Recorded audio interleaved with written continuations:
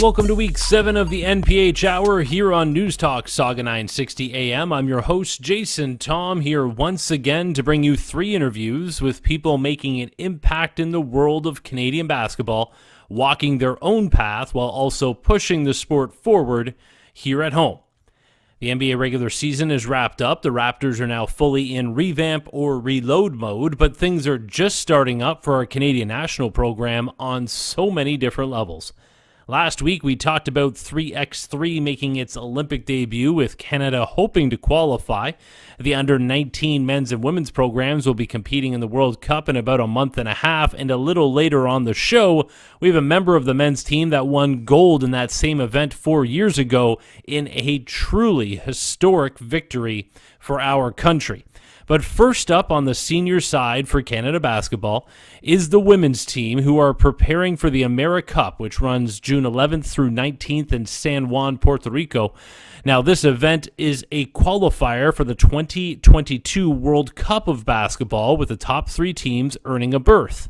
It also acts as a great opportunity for Team Canada to get back onto the floor for the first time since February of 2020, when they qualified for their 3rd straight Olympic Games. The Canadian women's national team is ranked 4th in the world, but the climb to Olympic medal contender has been a long one, with many players involved in the process for the last decade plus, which includes 2-time Olympian Tamara Tatham, whose playing days have come to an end and was recently announced as the new head coach at the University of Toronto. Tatham is just the most recent example of a transition in the coaching ranks across Canada at the U Sport level. The coaches are younger. They're former players. They come from varied backgrounds and cultures that reflect those that play the game. It all adds up to a win for basketball in Canada and for the players aspiring to make a career out of the sport that they love. Tamara Tatham recently announced as the head coach of the University of Toronto Varsity Blues women's basketball program. Coach, congratulations on the next step in your basketball career. Thank you so much. I'm looking forward to it. I can't wait to get started. So you worked your way from an assistant starting back in 2017. Then you were named the interim head coach about a year ago in preparation for Michelle Belanger's retirement after 41 years as a head coach in women's basketball in Canada. How did learning from her prepare you for the role heading into next season? But having said that, you get the curveball of a pandemic thrown at you. Absolutely, that curveball took every coach by storm.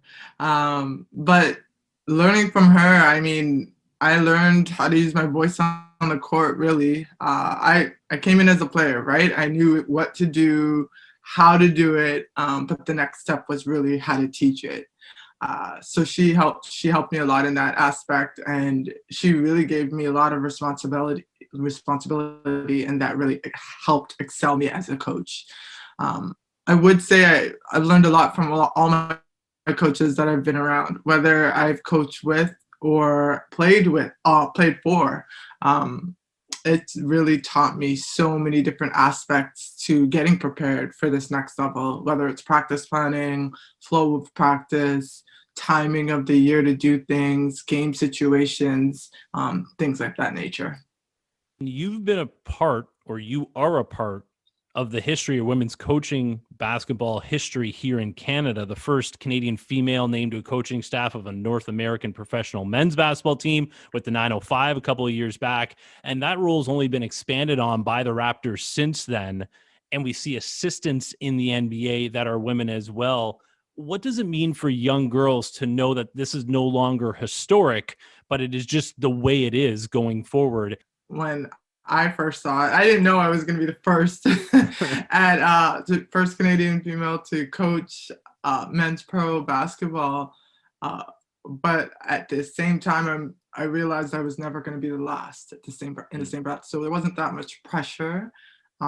But it was something to see for other women and other young girls to get inspired by. And that inspiration is still taking place in the industry today by seeing more and more women in such power positions. It's exciting. You see all these things on Instagram where, parents have their little daughters looking up to these women watching the TV, and it's so incredible to see. And it's only going to get better, and it's going to become extremely normal one day. And I can't wait for that. You've always been a leader on your teams as a player. You played Finland, Germany, Australia. How much more challenging was it to find ways to lead in an environment where maybe not everyone even spoke the same language? And is that when you realized that maybe you did want to eventually get into coaching? I would say I realized I wanted to get into coaching maybe my third year in Germany. Uh, I realized I could be a coach at that time. I wasn't necessarily thinking about it. Hmm. And we were in a game, and normally the foreigners are the leaders of the team. The other athletes on the team look up to you, they ask you questions. So it's very important to understand your audience, adapt to the situation, get out of your comfort zone. And I was very good at doing that in every country that I went to. And one of my players, our point guard at the time, we were going through a game, and after the game was over, I was very good at leading my team through games. She was just like, you know what, T, you're gonna make a really good coach one day. Did you know that? I'm like, me? And it kind of stuck with me. I'll never forget it. I realized I was making an impact on my teammates, and that was something that was inspiring. And to do that as a coach is even more rewarding. And what makes it more special to me is because the way that you've done it. Because, talking about the Canada women's basketball program, for example, you end up winning the gold medal at the Pan Am Games here in Toronto back in 2015, back to back Olympics in 2012 and 2016. But I mean, it wasn't always that way. 2007, when you started, I mean, that was an open tryout, right? That you ended up getting that look. So, it's not like you were always destined for this. You really had to work your way up in a program that was really being rebuilt at the same time, wasn't it? Absolutely. I'll never forget that open tryout at UTM. I got an opportunity and I ran with it. I had no idea I was making the senior team that year, like zero clue. There was no expectation. We built that program. We continued to build every single year. It wasn't pretty at the beginning. We were losing games by 25. We went from being ranked 25th in the country when I started to now Canada is fourth in the world. When I left, we were fifth. So I can't see it getting much better than that. I hope one day we could be number one, and let's see how the chips fall. How much will it mean to you to see that team compete in the Olympics, knowing that that was just building blocks that were started really Mhm. by you and your class? Yeah, it means a ton. It means a ton. I want to see us get out there and get on that podium at the Olympics. That's the number one goal. That was our goal back in Rio. We fell short, and everything happens the way it should in some cases. But the team is very talented. The team is going in another direction. Lisa's doing a great job with the squad. So I'm excited to see us play, and it's going to mean everything to me to see us on that podium. You enjoyed a great career at UMass, but now as the head coach at a youth sports school, you're going to be recruiting young women who maybe have that option as well to go south. What is your pitch to them to stay at home in youth sports and hopefully at your school? Wow. Gotta give away all my secrets, eh? No, I'm kidding. No, I mean, U of T is the number one ranked school in Canada.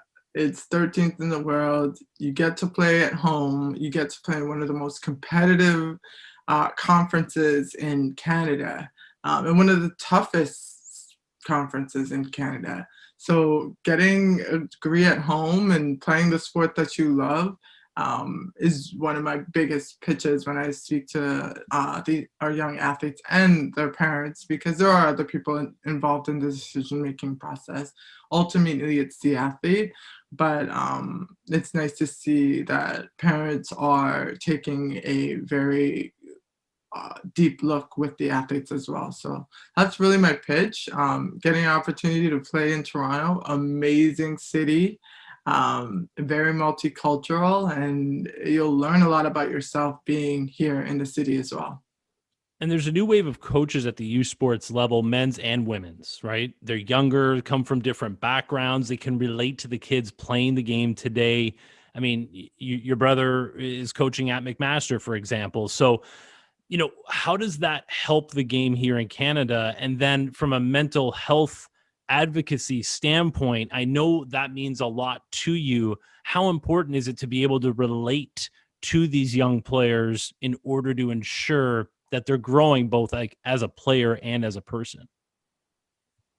That's huge. My big thing in coaching, one of my biggest philosophies is really caring about the person first, the student, and then the athlete, right? Those are the three major parts. And I want to be able to develop our athletes holistically. Um, Being, I guess, not that close in age, but fairly close in age, it helps. It helps with relating to them. It helps with knowing what they're going through. It helps, with teaching and coaching them. I think that's huge when it comes to the mental health aspect of our athletes and the things that they need to feel successful and to one day know that they can be successful. I'm very big on that, and using that passion that I brought to the game to instill that on my athletes is huge. You're doing this for a reason. You came into U of T to create a legacy that you're going to leave behind, but a legacy that you're going to take with you as well. And that's very, very big and important to me, especially coaching the younger generation. There is a whole group of young players right now that have been without the game for over a year. And what would your advice be to them facing this challenge that, no generation really has ever faced? People who love this game and have had it taken away. What would your advice be to them from keeping them up and keeping them ready to come back when we get there? Stay ready, right? You can always do something to stay ready. If you can't be in the gym, it could be the way you eat. It could be the way you prepare your mind. There's so many things that go into the game of basketball that is not just about being on the court. All these things that you could be doing and studying the game. It's incredible the amount of things that I didn't even realize as a player that would be useful if I didn't have basketball, right? So take advantage of that, and then be ready when you get back. What's delayed this is huge. What's delayed is not going to be denied. It's going to come back, and we just got to be ready when it gets here. Got to end this conversation by asking about Brampton. In the front driveway, I hit up your bro, asked for a story, and he said it's just all about your competitiveness. And said that he had to hold you back from getting into a fist fight with a friend of his over a block charge call that did not go your way. Do you remember the story? And do you still have that competitive fire? And I want to just give a heads up to the future players being coached by Coach Tatham here of what they're getting. Okay, honestly, I don't think I almost got into a fist fight. I think he may have gotten very upset that I was winning. That might have been it. I'm competitive. I am a competitive athlete. I've always been that way since I was a kid. I spent most of my life in Brampton. We grew up before we got to Brampton in Scarborough, and we had a hoop in our driveway in Scarborough. And that's where I really fell in love with the game, and that's where my competitive nature really started to rise. I wanted to be better than my younger sister and my older brother. So I did everything I could to be the best at this sport, in anything that we did. We are competitive by nature. So I think that drive that I always had as a kid really carried me through as a basketball player. And, I didn't want to take any prisoners. I always wanted to win, whether it was against my sister, my brother, opponents. and in some cases, I guess my brother's friends. So that's huge. That's huge. I have that same compete factor when it comes to coaching. I love the sport. I love the game, and I can't wait to see how things kind of turn out with us at U of T. That only speaks to great things coming forward for the U of T, for U Sports, to the players coming up underneath you, and the women and young girls that are going to be looking up to you going forward.